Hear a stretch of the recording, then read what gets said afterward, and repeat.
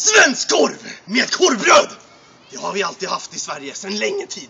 Och den här assistenten ska hjälpa mig idag. Den ska jag äta!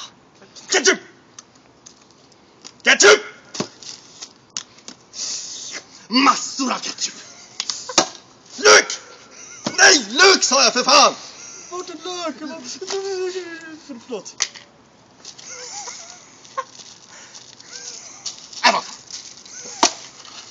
Vad ska du ha? Vad ska du ha? Dressing! Och sist, men inte minst, sallad. Shh. Vad var det? Senap. Senap.